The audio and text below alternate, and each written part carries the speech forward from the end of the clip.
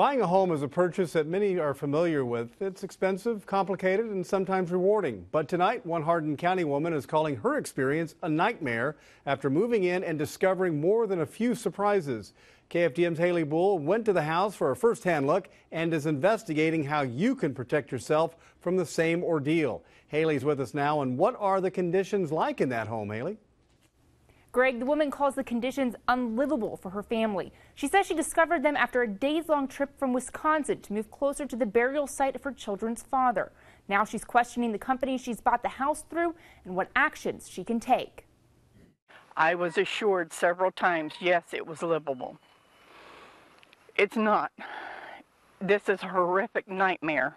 A nightmare is how Cheryl Beechey describes her new home in Hardin County.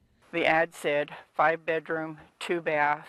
Originally it said 1 acre with central air. She says she found the house through Craigslist, asked questions, had relatives and friends look at the property while she was living in Wisconsin, determined it was okay, and signed the papers. Those 2 words right there is what gets me. Those 2 words, as is, part of a clause in her contract.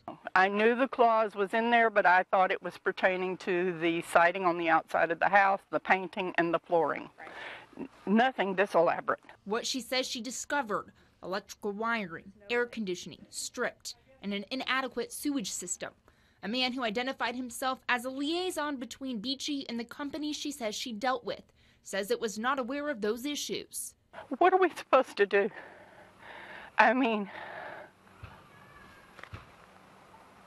I haven't cried this whole time. No tears until now. It took everything to get here.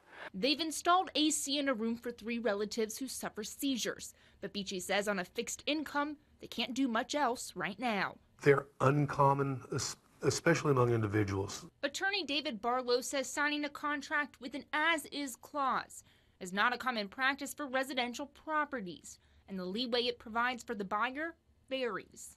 It depends. If the buyer was given the opportunity to inspect the home or the structure themselves, or given the opportunity to hire their own inspector to do it, if they were given every chance they could and they were satisfied with the home, sometimes it's difficult because, you know, they had a chance to inspect it, and however well they inspected was their choice.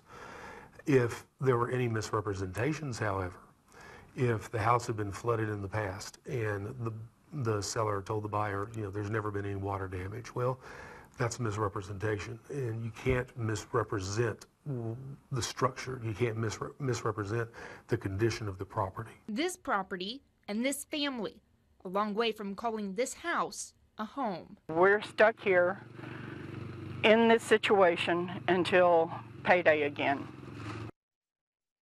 Barlow says it's important to retain a realtor to work through the legalities in any home purchase. In the studio, Haley Bull, 6 News Tonight.